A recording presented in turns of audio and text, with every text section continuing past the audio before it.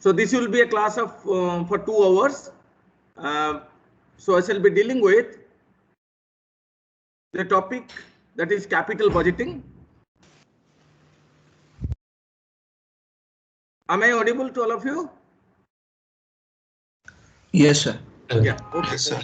So the capital budgeting is also otherwise called as investment project appraisal. So what is this all about? It is about the evaluation of capital projects of a company before those are implemented. Each single company we talk about plans to undertake new projects, new investment proposals are identified, and then the company evaluates them to find out the profitability or the feasibility of the projects, and then finally it decides whether to undertake or not to undertake.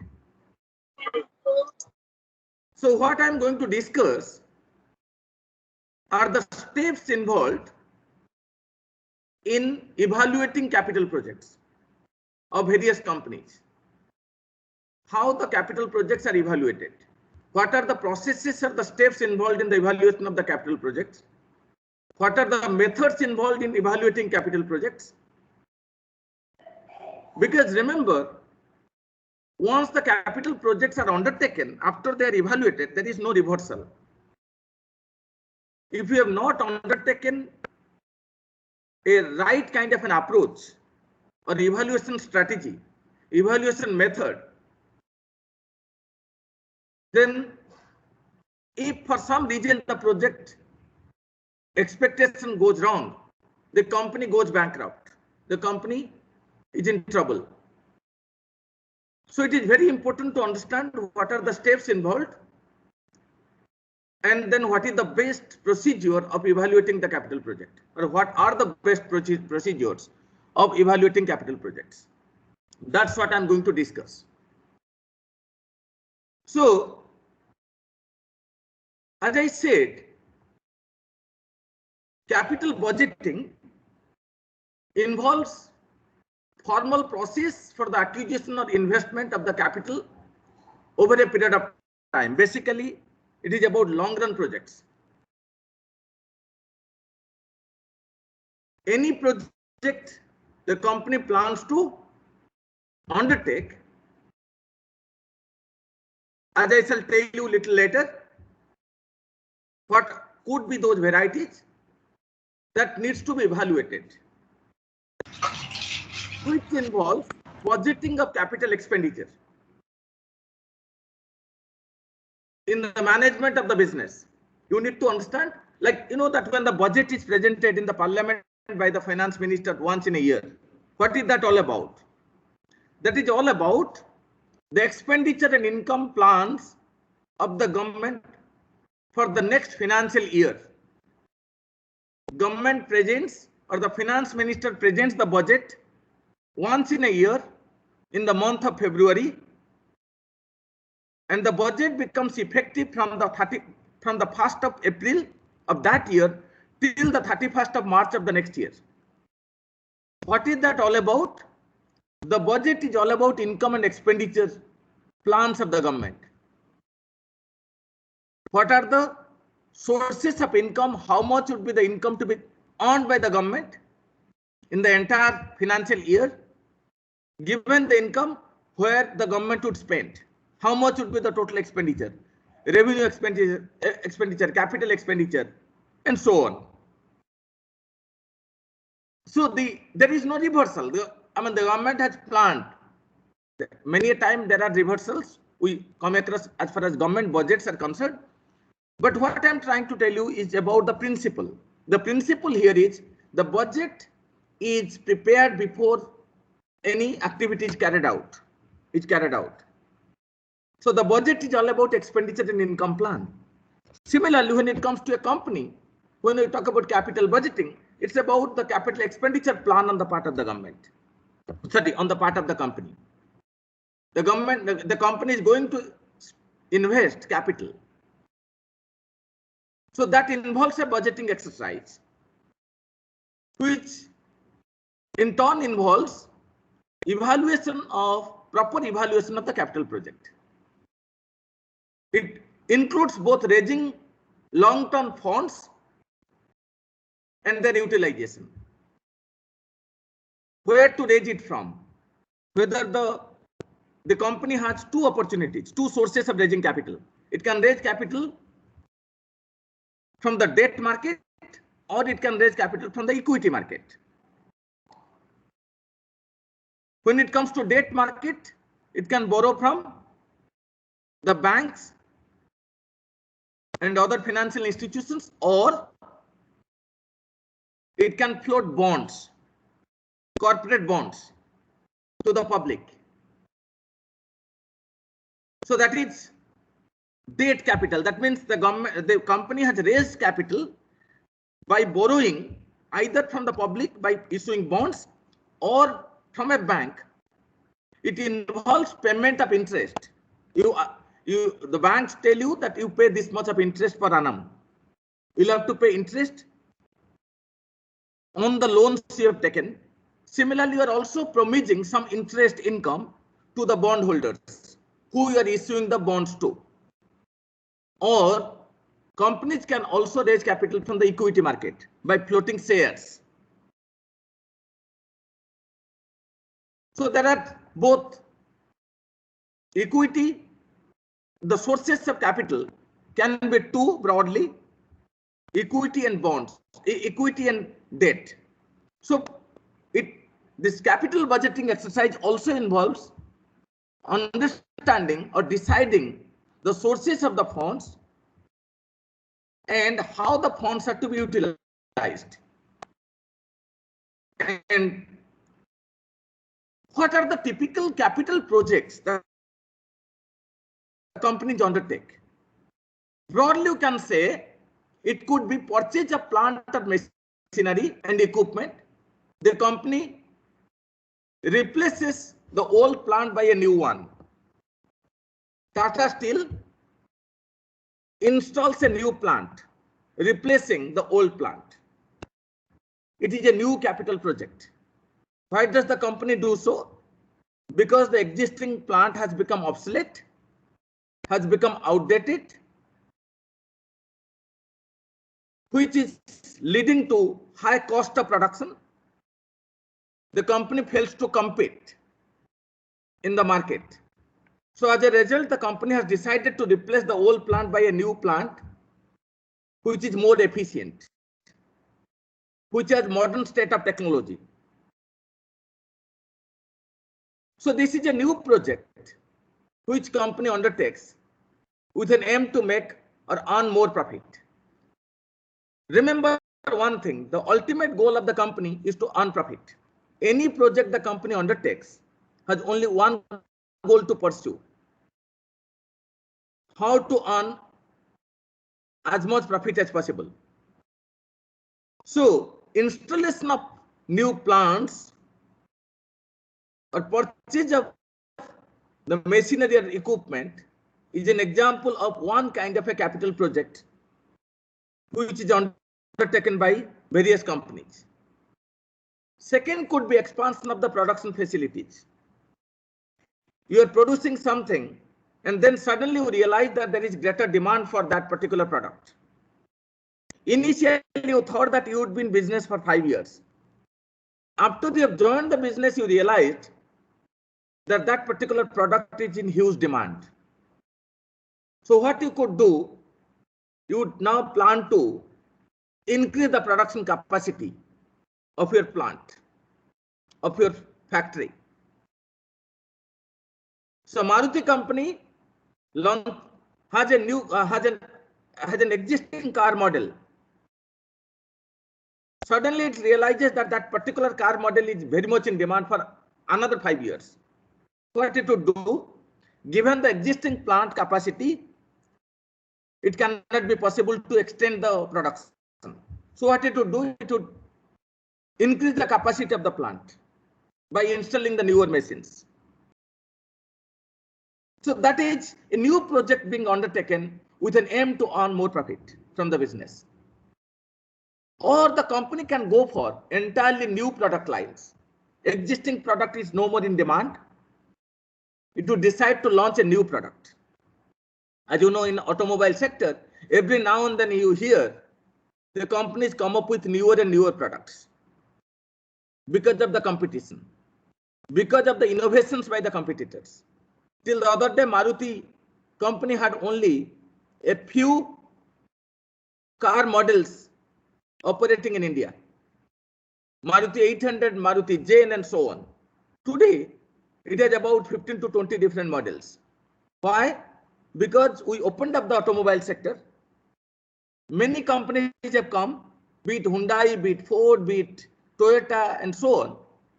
Now, Maruti, in order to survive in the market, has to also innovate, has to come up with newer and newer products which can compete with its competitors like Hyundai or Toyota, or for that sense, any other automobile company we talk about.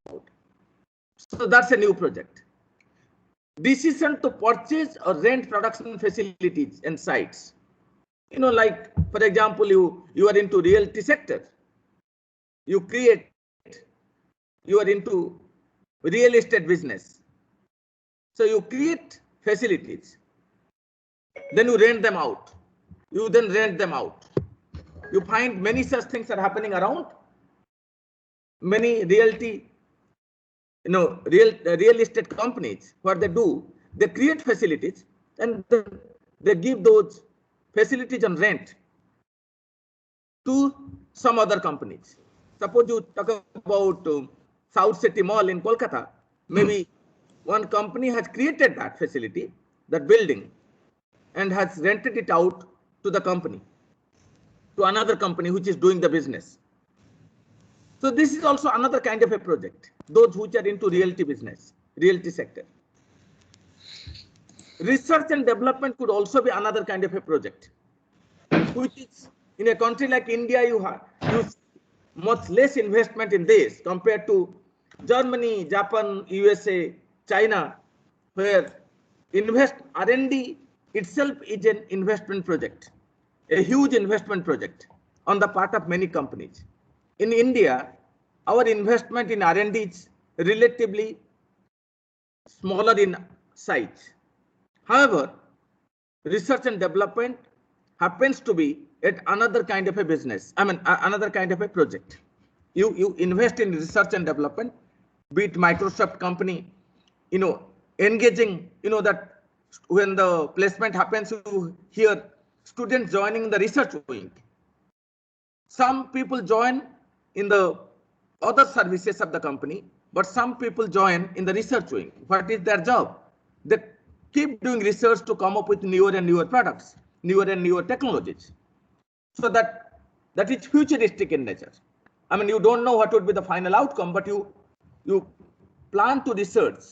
So this R&D investment is an integral part of the company's other business activities.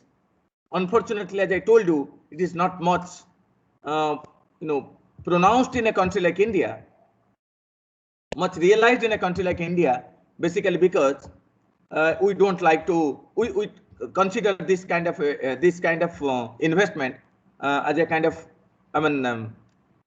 is of no much use to us. Unfortunately, we rather prefer to import technologies from abroad rather than investing in our own R&D to develop our own technology. So these are this list of the capital projects I am talking about is simply indicative, not exhaustive. Just a few examples I've given. So the capital projects can be any such project which the company likes to undertake in the future. Before the capital project is undertaken, any such project I'm talking about, it is to be evaluated, and that is capital budgeting. So what are the different steps involved in the capital budgeting? First is to identify various investment opportunities. Each company always likes to identify newer and newer investment opportunities. Any business you are into, you know that business will, saturate, you'll have to come up with something alternative, something different. So the identification of investment opportunities is the first step. Then to evaluate and assemble investment proposals. Various proposals are to be assembled. Then you take the decisions. Then capital budget preparation and appropriation.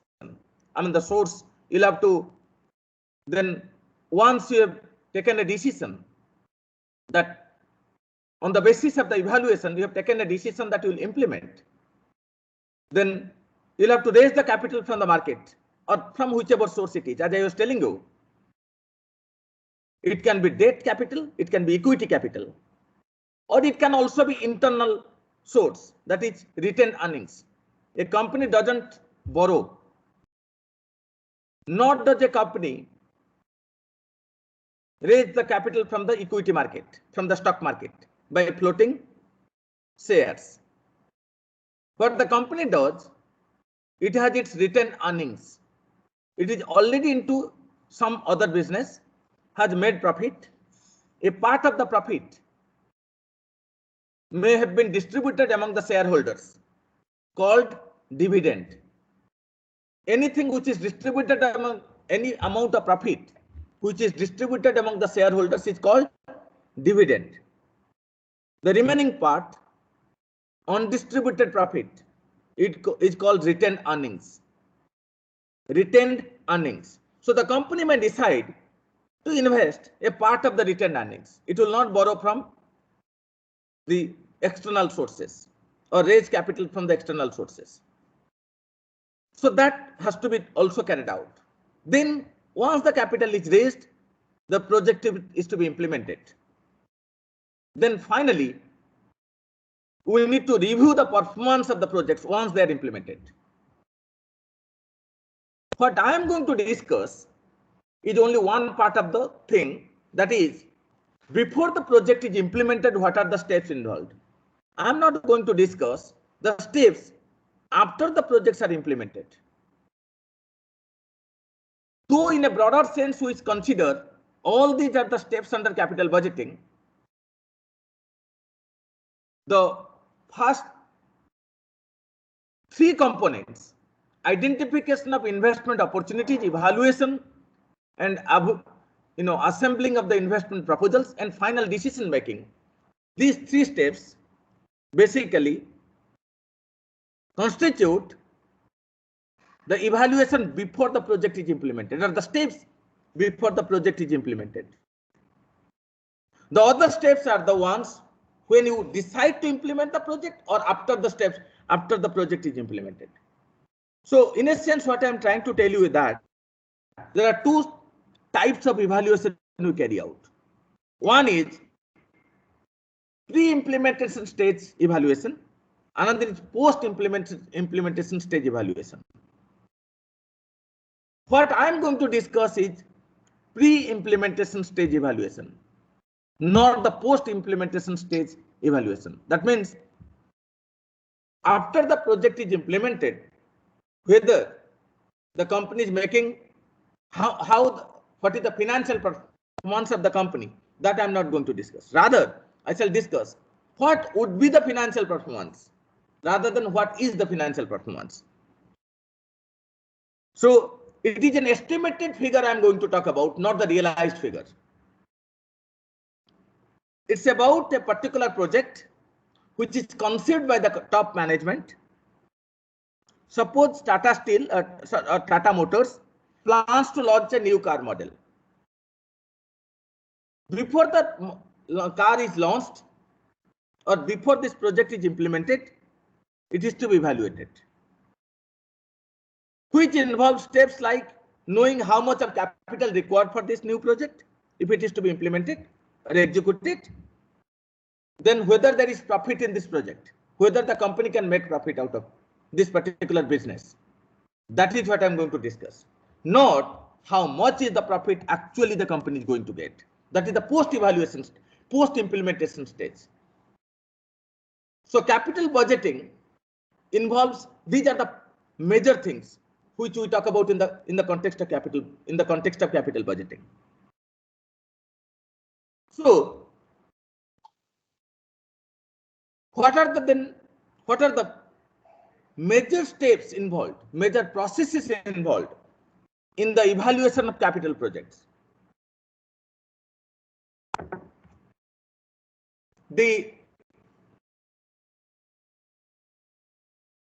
As I told you, any project you undertake, you need to know what is the amount of capital required for the new project. So that would be purely based upon the market value of the inputs you need to undertake the new project. You need to install the plant, you need to recruit manpower, you need to spend on advertisement, and so on. You need capital for that. So you can estimate how much would be the initial capital required for the new project. Then what you shall do, you will find out or decide what should be the source of raising this capital, whether it would be internal or external. If it is external, whether it is debt capital or equity capital, whether you will raise capital from the stock market by floating shares or bonds, or it would be from the banks in the form of a loan. That you need to decide beforehand. Once these things are done, next step would be to estimate the net cash flows over the life of the project. And the final step is to apply or employ a suitable method of evaluation of the capital project. Discounting or non-discounting method of evaluating a capital project. So what I am going to discuss are two major processes at this point in time. One is how to derive net cash flows over the life of the project. Then I shall discuss what are the methods we should apply to evaluate the capital projects. So the first step would be to project or estimate the net cash flows or the net returns over the life of the project. So what is net cash flow? What are net cash flows? The net cash flows can be derived by finding the difference between cash inflows or the receipts and the cash outflows or expenditures over the life of the project. So we must know beforehand what are the cash inflows and what are the cash outflows. The difference between the two gives us net cash flows. So the net cash or the cash flows from a given project can be measured by the difference between the stream of the fund's cash flows with and without the project. That means if you have a project, what would be the flows vis-a-vis if you don't have a project? That means what is the contribution of the new project? That is what is the cash flow I am talking about. So, and these cash flows are basically net cash flows are estimated on an after-tax basis. And also we consider depreciation. So what is done? How is this net cash flow derived over the life of the project? I shall take an example to explain this. Let's assume that the initial capital required for a new project is 15,000 crore rupees. A new project is to be undertaken. Tata Steel plans to undertake a new project. Suppose it will set up a new plant in another place of the country. And it has estimated that the total capital required, initial capital, remember it is one-time investment I'm talking about. The initial capital required to undertake this new project, a new steel plant on the part of the Tata Steel is 15,000 crore rupees. What is that 15,000 crore rupees comprising? The plant cost is 12,500 crore rupees. You are going to install a new plant at the new location. The plant cost or the machinery cost is 12,500 crore rupees. And then there is a reorganization of the activities. I mean, there is a cost involved in the form of reorganization of the activities. What is that all about? It could be, providing training to the existing manpower, recruiting new manpower, providing them training, and so on and so forth. There can be land acquisition cost also. You are going to undertake a new project, means you are going to buy land from the public. You will have to pay compensation to those who are parting with their land, sacrificing their land. So you'll have to provide them rehabilitation and resettlement package, R&R package. You'll have to provide them compensation. So all these are the one-time costs to be borne by the company. So suppose that one-time initial capital expenditure, initial capital requirement on the part of the company is 15,000 crore rupees. Then we need to know or estimate cash flows from the project over its life. So then we must decide what would be the life of the project. For how long will this project last? Each project has a stipulated life. 5 years, 10 years, 20 years, depending upon the kinds of projects we talk about, the life of the project can be decided. That could depend upon various factors. The types of projects you are undertaking, the amount of capital you can invest, the nature of competition you are going to face or you are facing today with other companies, the kinds of innovations that are taking place with respect to the kinds of products you are producing. All these you decide for how long you would be in business. 5 years, 10 years, 20 years. So let's assume that the life of the project in question is 5 years. I am taking a hypothetical example. It's about Tata Steel planning to set up a new plant in a new location. It requires an initial capital of 15,000 crore rupees to invest in the new project. And the new project which will be launched will last for 5 years. We will have a life of 5 years. And let's then estimate the net cash flows at the end of every year.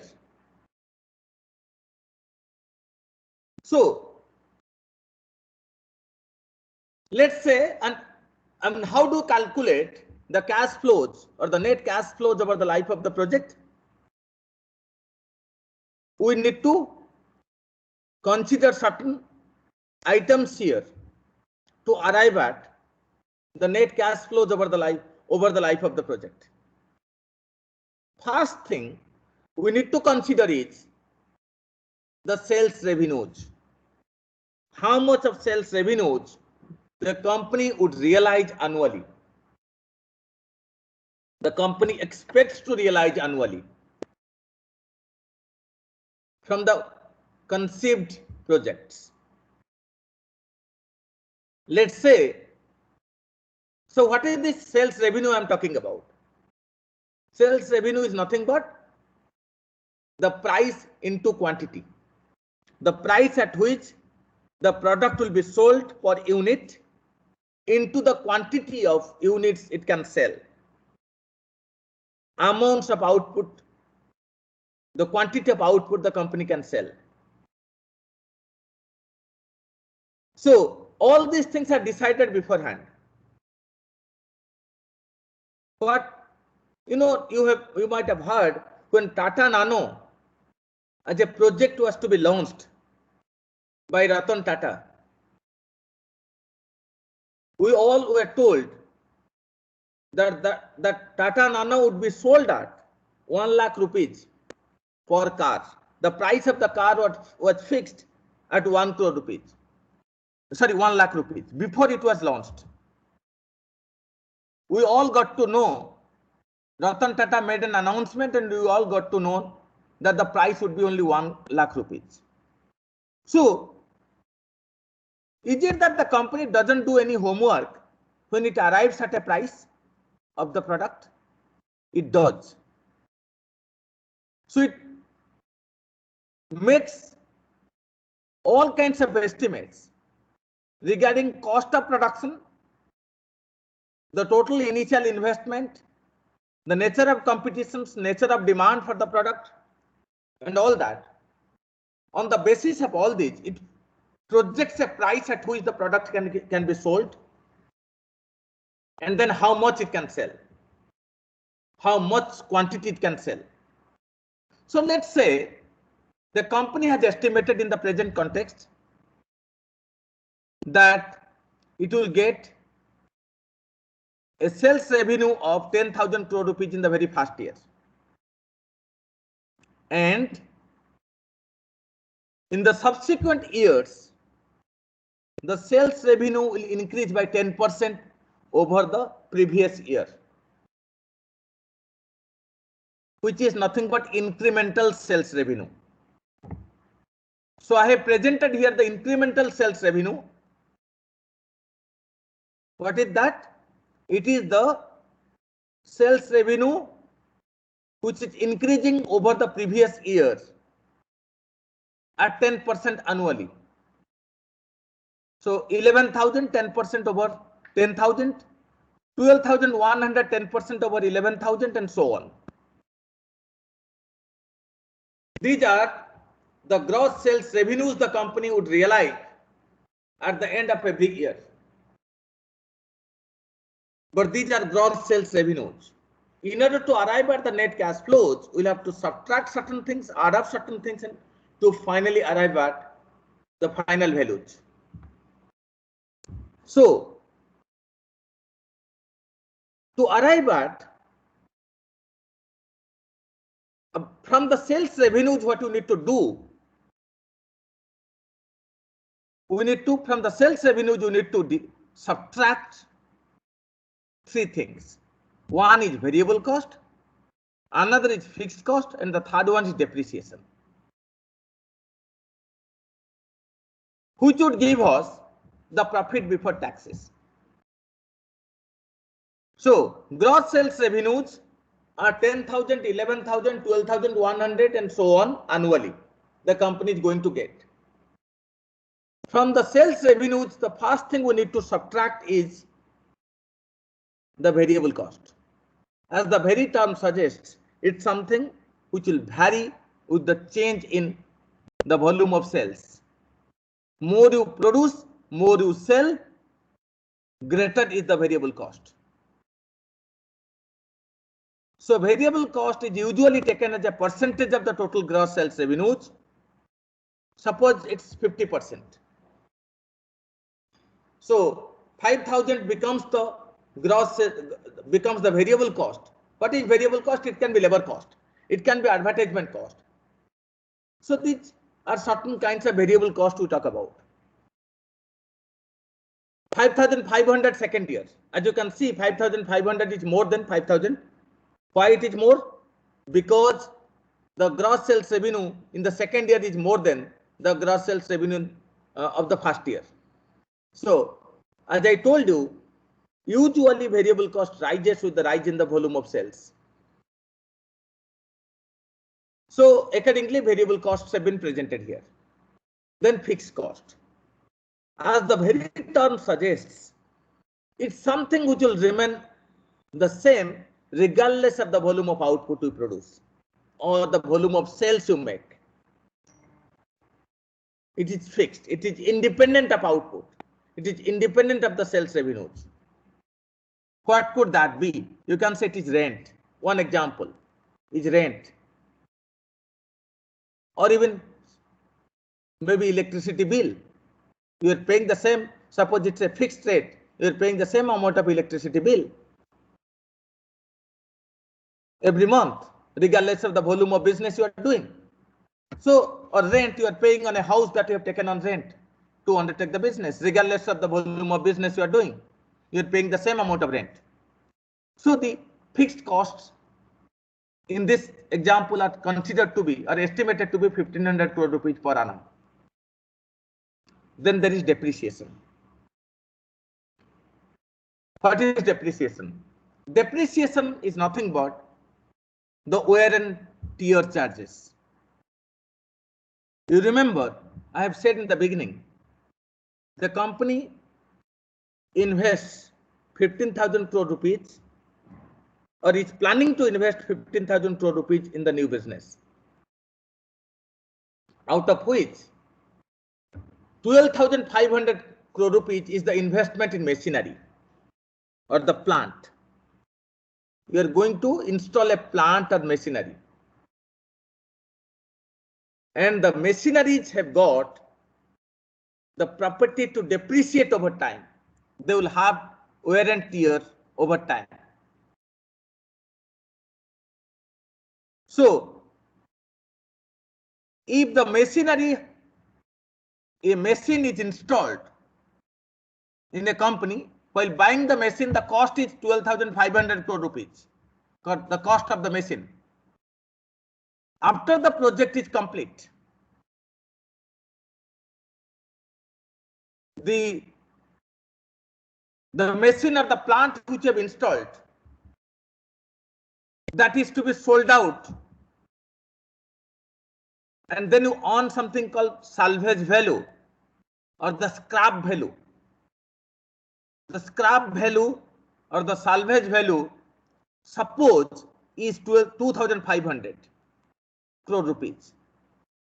The plant which you have installed, after the end of the project, at the end of the 5th year, the project is over, project is closed.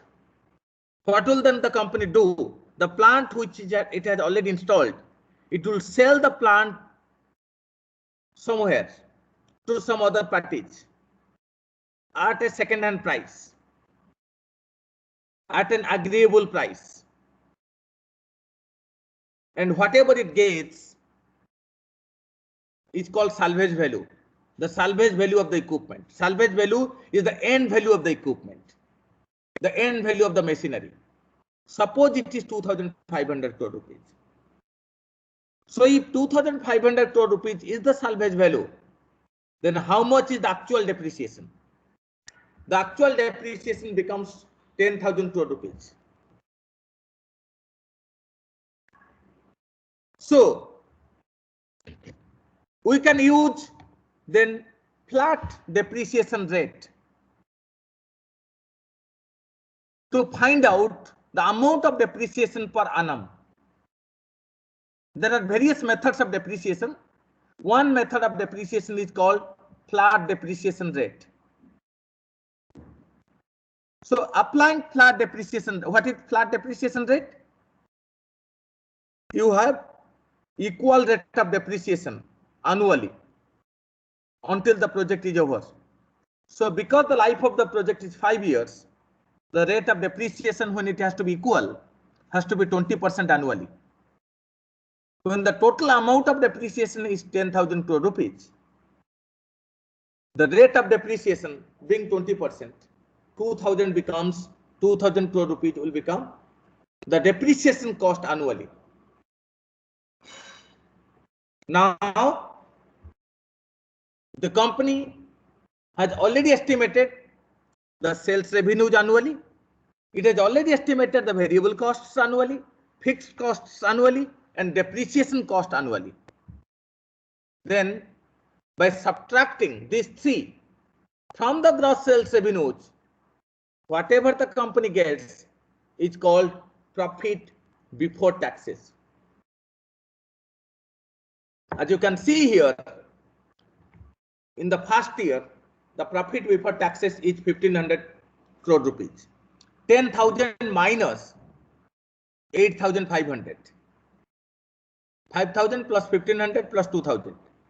So, in the first year, the company gets a profit of 1,500 crore rupees, or is expected to get. Remember, all these are the estimated figures, not the realized figures.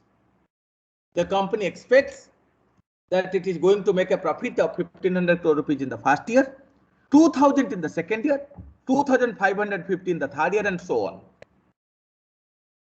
Then the company has to apply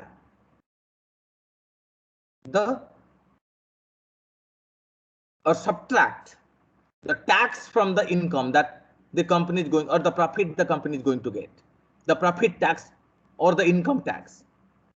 Let's assume that the government has fixed the income tax on the profit at 40%. Let's say, just a hypothetical example I'm taking. So if 40% is going to be the tax to be paid by the companies from their profit to the government as tax, then in the first year, the amount of income tax the company is going to pay is 600 crore rupees. Second year, 800 crore rupees, and so on. Then we can arrive at profit after taxes. So the profit after taxes will become 1,500 crore rupees minus 600, that will become 900 crore rupees in the first year. Then similarly, we get for the subsequent years. Now, before we find out net cash flows, what we need to do is, whatever profit after tax we have estimated, we'll have to add back to that the depreciation which was subtracted. 2,000 crore rupees of depreciation which was subtracted from the profit is to be added back to arrive at net cash flows. The question is, why did we subtract depreciation in the first instance and then add it back? The reason is as follows. Sorry. Remember, depreciation is a non-cash expense. It's not a cash expense. The company, or in another words, you can say it is a psychological expense on the part of the company. Depreciation is not actually a cash expense, unlike fixed cost, unlike variable cost. Like for example, when I say variable cost, what happens? The company pays something to some entities in the form of fixed cost or variable cost. You have taken a house on rent, you are paying rent to the landowner every month. Actually, a payment is being made by you. Similarly, you are engaging labor, you are paying wages or salaries. That is an actual payment.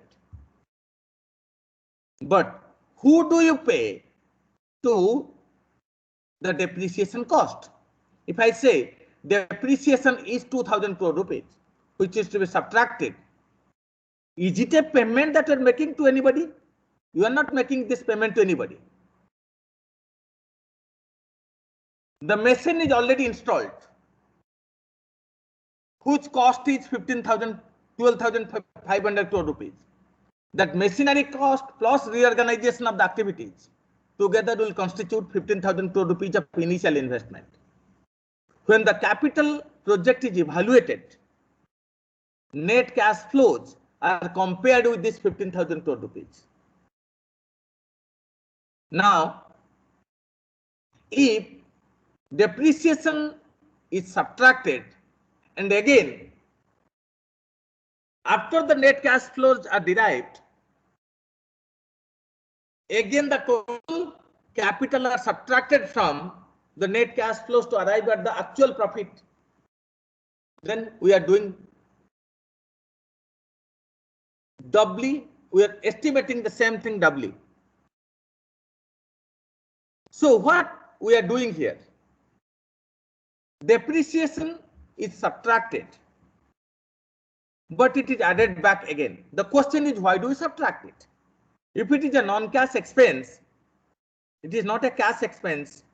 The accountant of the company doesn't issue a check to anybody to make 2,000 crore rupees of payment at the end of every year. Then why do we subtract this? It is subtracted, as you can see from the estimation. If this had not been subtracted, the amount of profit to the company before tax would have been 3,500 crore rupees. Then 40% of that would have been the tax, which would have been 800 crore rupees more as tax. The company would have paid or would pay. If depreciation is not subtracted, the profit before tax will become 3,500 crore rupees. The amount of tax will become 1,400 crore rupees.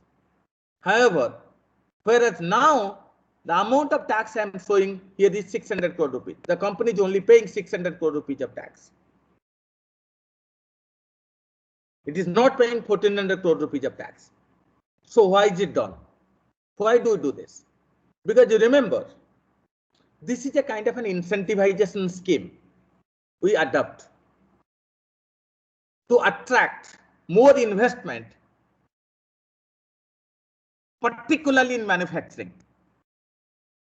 Where you find in investment in machinery? More in manufacturing.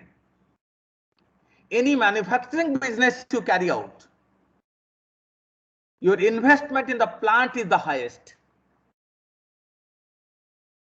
Suppose compare, you like to set up a steel plant or you like to start an IT business. Not only that steel plant requires much larger amount of capital investment. I am talking about a large steel plant. Not only does it require huge amount of investment, but also within that investment, a large component, maybe 80% of that component, that investment would be on the plant, installing the plant, the machinery cost. Whereas in the IT company, not only the amount of investment is low, even if it's a very big company, the amount of investment can be relatively smaller. At the same time, what is more important is that the machinery cost is much lower. Machinery for an IT company is what? I mean, basically, one major component of the machine is computer or some buildings and so on. Those are the investment in the fixed assets. Whereas in a big manufacturing company, the investment in the form of plant or the machinery is huge. But we need to promote manufacturing as much as you promote services or IT. Why? Because manufacturing creates huge amount of employment opportunities. So how to promote? As you know, in a country like India, we hardly succeed in invest in manufacturing. Our investment in manufacturing sector is much lower than that in China. Today we are talking about Make in India, Startup India and all that. So what is the basic goal of the government? the basic goal of the government is not to promote again more of IT business and banking business. More of manufacturing business is the goal. Because manufacturing, small or big, be it MSME sector, that small and medium scale industry sector, or large manufacturing units, they create huge amount of employment. So if you like to promote, and remember another thing, even these companies also create technologies. The manufacturing, you create huge machines, not in the IT sector, you create the machines in a manufacturing plant. So manufacturing is to be promoted, but manufacturing involves huge amount of machinery cost. And machinery, not only on the one side manufacturing cost is huge, on the other side the machinery has the characteristics to depreciate over time. A machine becomes less and less efficient over time, whereas manpower appreciates over time. When your business is manpower based, what happens? Initially, your manpower is less efficient. You have engaged a person to carry out a work, a particular activity. In course of time, that person becomes more and more efficient through learning by doing. Whereas when it comes to a machine, initially the machine contributes more, is very effective, very efficient. But as time passes by, the machines will have wear and tears. It becomes less and less efficient. So the cost of production of the company increases because of the decrease in the efficiency of the machine. So that is the psychological loss to the company. The machine is already installed at a huge cost of 12,500 crore rupees. But it has the property to depreciate over time. At the end of the project, it is fully depreciated, or it may have some salvage value. So how to incentivize people so that they will invest in manufacturing? One way to incentivize them is to tell them that whatever is the depreciation cost you bear, whatever depreciation you have to incur on account of installing the plant annually, the depreciation amount annually that you're going to bear will not be taxed. As you see, the company had already made or is going to make a revenue of 10,000 crore rupees. Actual payments are 6,000 crore rupees. Sorry, 6,500 crore rupees.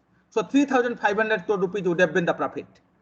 The company should have been asked to pay a tax of 1,400 crore rupees.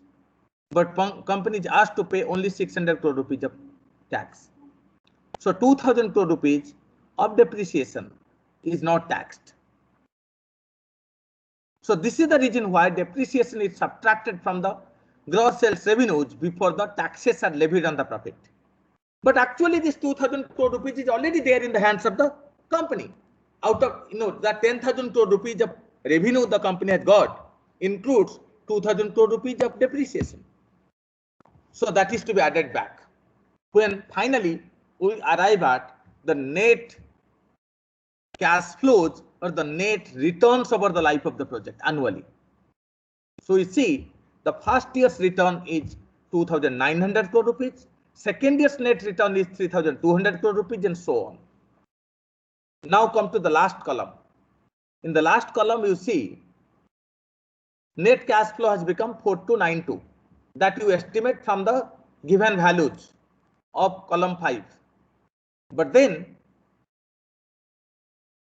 in the last year's value, two more things have to be added.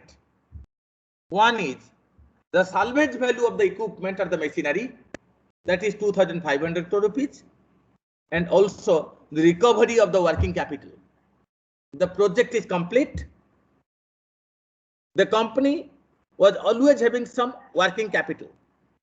Working capital is a kind of the revolving capital the company always wanted to keep with itself to meet unforeseen contingencies. It can be inventory,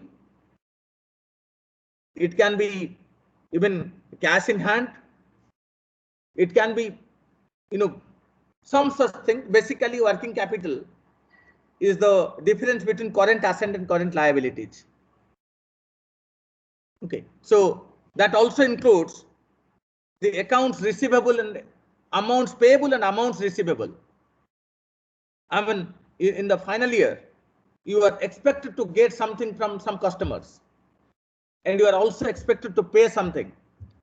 So the assets minus liabilities, current assets minus current liabilities, they are also to be added to the last year's return. The recovery of the working capital comes out to be 1,000 crore rupees. The project is over, so anything that you can earn would go to the last year's return only. So the last year's return is not 4292, it is 7792. That is 4292 plus 2500 plus 1000. So this is how the company estimates the net returns over the life of the project. Okay. Now the next step is to evaluate the capital projects using suitable methods of evaluation. Those methods can be discounting methods and non-discounting methods or non-discounting methods. I think it's better to take a break of 5 minutes. Shall I take a break of 5 minutes? Yes, sir. Okay, so I'll discuss the methods after a break of 5 minutes.